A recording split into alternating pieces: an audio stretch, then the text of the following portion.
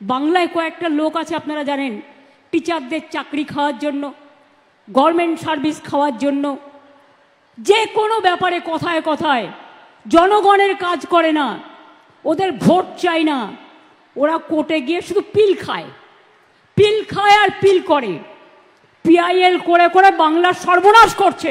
এর জন্য কোর্ট দায়ী নয়, দায়ী যারা যারা মুখে কথা বলে বড় বড়, যারা কোনোদিন কিছু মানুষের জন্য করে না। আমরা চাকরি দেব আর ওরা চাকরি খাবে।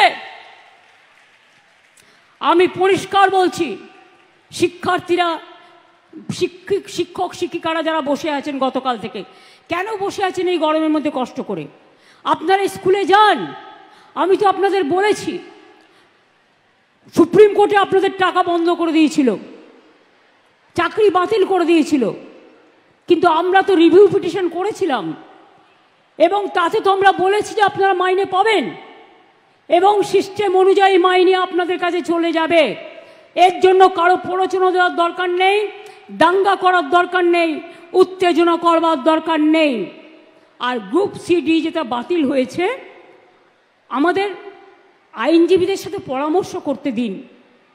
আমরা আইনজীবীদের সাথে পরামর্শ করে বাদবাকিটাও আমরা নিশ্চয়ই আবার দরকার হলে রিভিউয়ে যাব, এইটুকু বিশ্বাস আমাদের উপর করতে পারেন।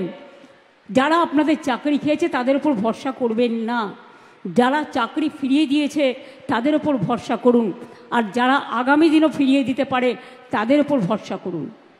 আইন আমাদের মানতে হয়, আইন মেনে চলতে হয়। আবার আইনে মনে রাখবেন, আইনও যেমন আছে, আইন আবার পথও খুলে দেয়। সুতরাং আপনাদের চিন্তা করার কোনো কারণ নেই। আমি তো নিশ্চয়ই চাইব না আমার রাজ্যে বেকার বাড়ুক। আবার দেখছি হাইকোর্টে একটা কেস করে বসে আছে, 35,000 প্রাথমিক শিক্ষককে ছাঁটাই করতে হবে। এরা কারা? এরা কারা? আমি জিজ্ঞেস করতে চাই, যারা একদিন আমাদের মন্ত্রিসভায় থেকে, তারাও কম লক্ষ্যে টাকা দেয়নি, এই চাকরি দেয়নি, একবার ভাবতে লজ্জা করছে না যে মানুষের চাকরিগুলো করার আগে তার একটা পরিবার আছে, তার সন্তান আছে, সে বাড়ি করেছে, ব্যাংকের লোন নিয়ে কি করে শোধ করবে? একবার চিন্তা করে দেখবেন না? রাজনীতি করতে গেলে শুধু দানবিক মুখ, মানবিক মুখটা কোথায় যাবে?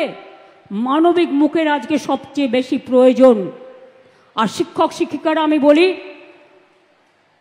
আপনারা নিশ্চিন্তে স্কুলে গিয়ে ক্লাস করুন, আপনাদের মাইনে নিয়ে ভাবতে হবে না। আইনের মধ্যে থেকেই রাজ্য সরকার আপনাদের কাজ করে দেবে। আপনি এ না বি এটা কোর্ট ঠিক করবে, আমরা নই। কিন্তু আপনাদের মনে রাখতে হবে, যে যেখানে চাকরি করছেন চাকরিতে ফিরে যান। টাকা কিন্তু ওই যারা আপনাদের ওস্কাচ্ছে তারা দেবে না, মাইনে কিন্তু গভর্নমেন্ট দেবে। আমি গতকাল সন্ধ্যে থেকে কমপক্ষে 10 বার ফোনে কথা বলেছি।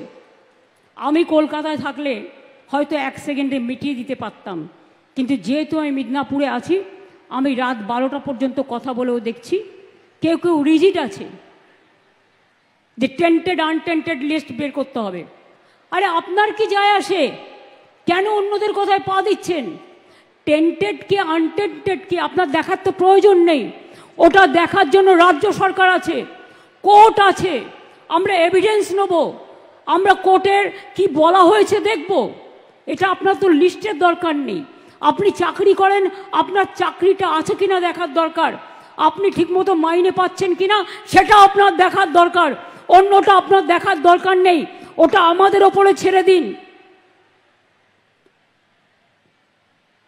মনে রাখবেন, ইউপিতে 69,000 লোকের চাকরি গেছিল বিজেপি সরকার থাকাকালীন, কেউ ফিরে পায়নি। আমি তো আপনাদের বলছি আপনারা ফিরে পাবেন। আমরাই তো আপনাদের কোর্টে গিয়ে আপনাদের হয়ে ফাইট করে অ্যালাউ করেছি।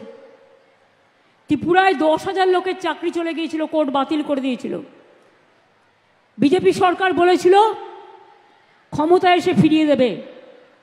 আজ পর্যন্ত 7 বছর হয়ে গেল, ফেরায় তো নি। উপরন্তু তাদের মাথায় লাঠি মারা হয়েছে। আমাদের সরকার কিন্তু তা নয়।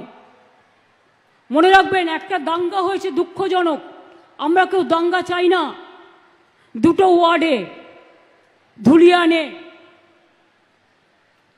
দুটো ওয়ার্ডে হয়েছে, সেটাও বহিরাগতরা কিছু লোককে স্থানীয় সাথে নিয়ে কিভাবে করেছে সে চক্রান্ত ফাঁস আমরা করে দেব। কিন্তু মারা গেছেন যারা, তাদের পরিবারকে আমি কথা দিয়েছি 10 লাখ টাকা করে দেব। তাদের বাচ্চাদের পড়াশুনোর দায়িত্ব আমাদের এমপিরা বলে এসছে, দরকার হলে গভর্নমেন্টও নিতে পারে। তাদের বাড়ি যাদের ভেঙে গেছে বাংলার বাড়ি হবে।